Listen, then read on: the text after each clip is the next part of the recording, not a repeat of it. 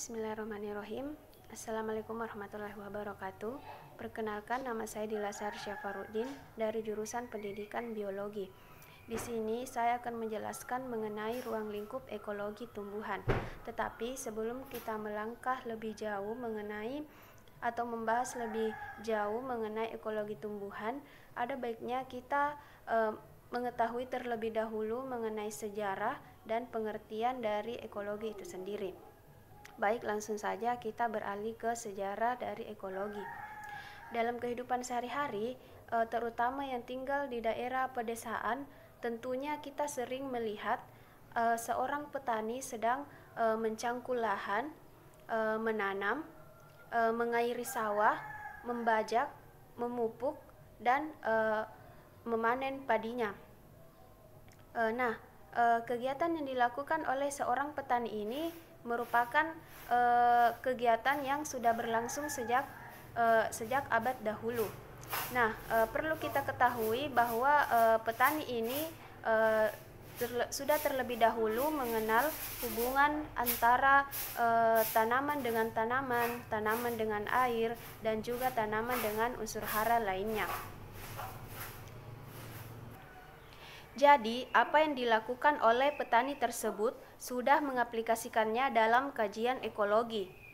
Jadi, aplikasi ekologi ini sebetulnya sudah dilakukan atau sudah diaplikasikan lebih dulu oleh manusia jauh sebelum istilah ekologi ini diperkenalkan oleh para ahli. Itulah tadi uraian singkat mengenai sejarah dari ekologi. Selanjutnya kita melangkah ke pengertian dari ekologi. Ekologi berasal dari bahasa Yunani yang terdiri dari dua kata, yaitu oikos dan logos, di mana oikos berarti rumah atau tempat tinggal, sedangkan logos artinya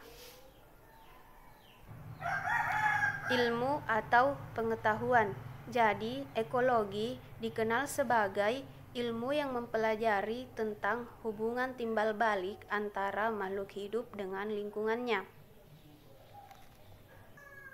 Makhluk hidup dalam hal ini adalah tanaman, sedangkan lingkungannya dapat berupa air, tanah, unsur hara, dan lain sebagainya.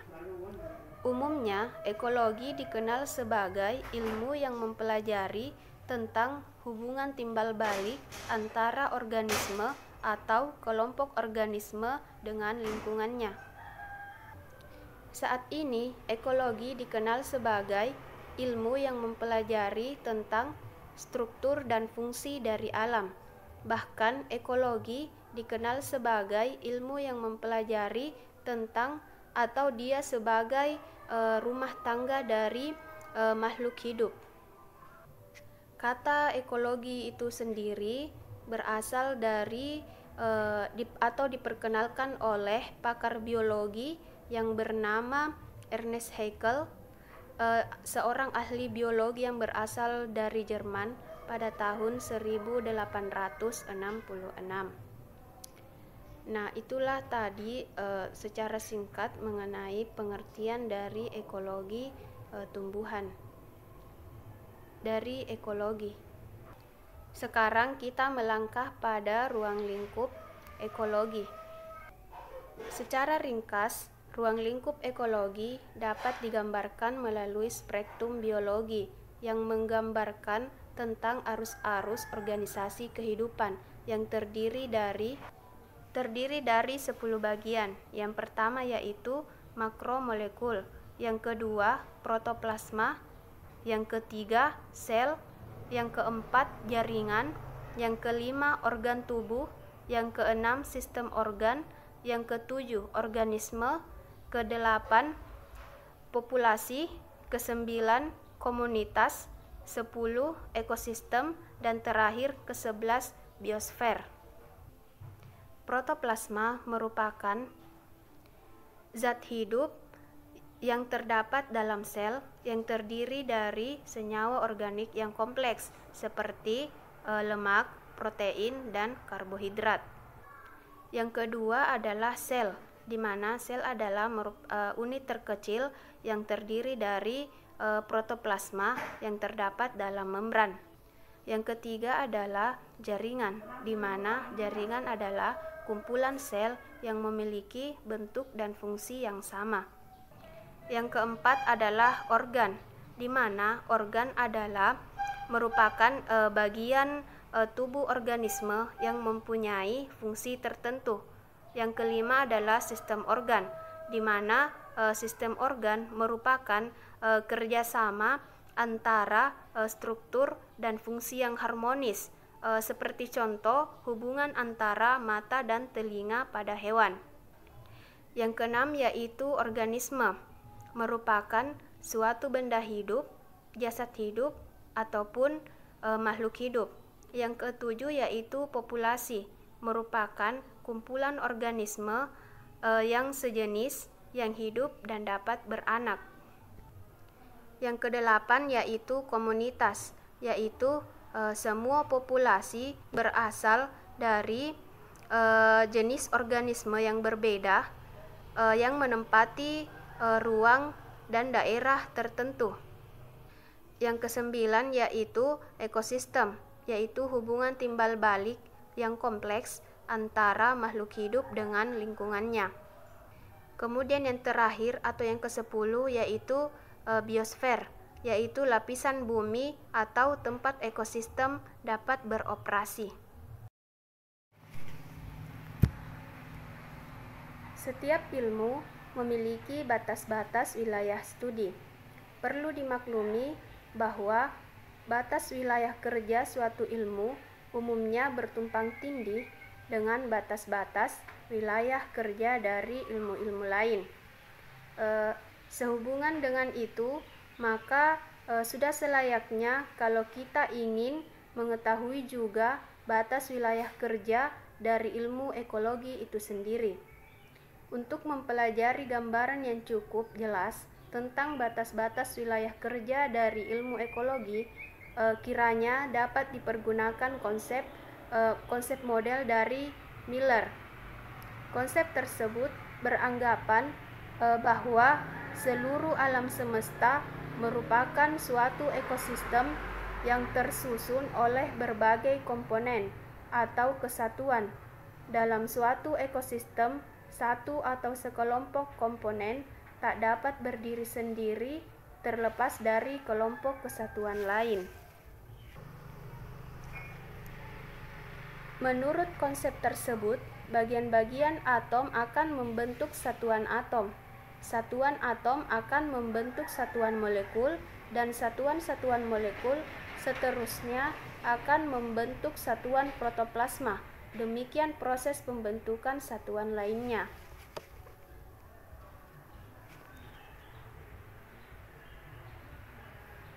Pada mulanya, pakar-pakar ekologi tumbuhan itu menaruh perhatian terhadap hubungan antar tumbuhan. Misalnya, bagaimana hubungan pertumbuhan padi dengan gulma yang sama-sama tumbuh pada suatu petak sawah. Para pakar ekologi hewan mempelajari dinamika populasi dan perilaku hewan. Misalnya, bagaimana populasi badak bercula satu di ujung kulon. Berikut penyebarannya sampai di mana jumlah hewan jantan dan betina dan cara berkembang biaknya.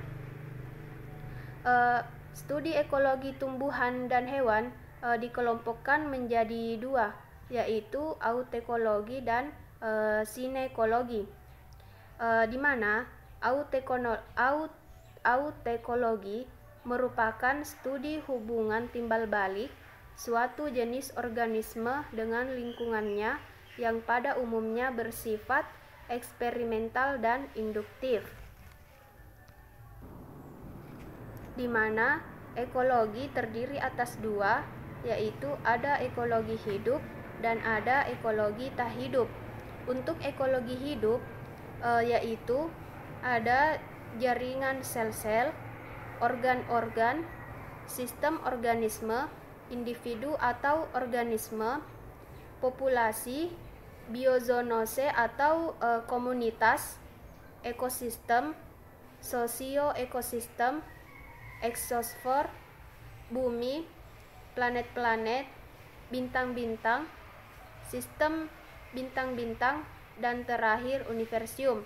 Itu untuk ekologi yang hidup. Sedangkan ekologi yang tidak hidup terdiri atas 4, yaitu bagian atom, molekul, dan terakhir yaitu protoplasma. Sedangkan sinekologi merupakan studi dari kelompok organisme sebagai suatu kesatuan yang lebih bersifat filosofis, deduktif, dan umumnya deskriptif. Contoh studi autekologi adalah ekologi tikus yang diberi perlakuan tertentu. Misalnya sebagian ruang gerak tikus itu terbatas, sebagian yang lain ruang geraknya bebas. Lalu diukur pertimbangan otaknya setelah waktu tertentu dan dibandingkan dengan satu sama yang lain.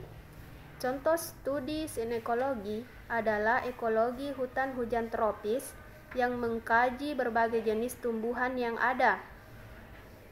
Misalnya populasi masing-masing jenis, kerapatan, persatuan luas, fungsi berbagai tumbuhan yang ada, kondisi hutan atau tingkat kerusakan, hubungannya dengan tanah, air, komponen fisik lainnya. Mengacu kedua contoh tersebut, jelas keduanya pendekatannya sangat berbeda. Nah, itulah penjelasan mengenai sejarah, pengertian, dan ruang lingkup dari ekologi. Saya akhiri dengan ucapan wabillahi taufik wal hidayah. Wassalamualaikum warahmatullahi wabarakatuh.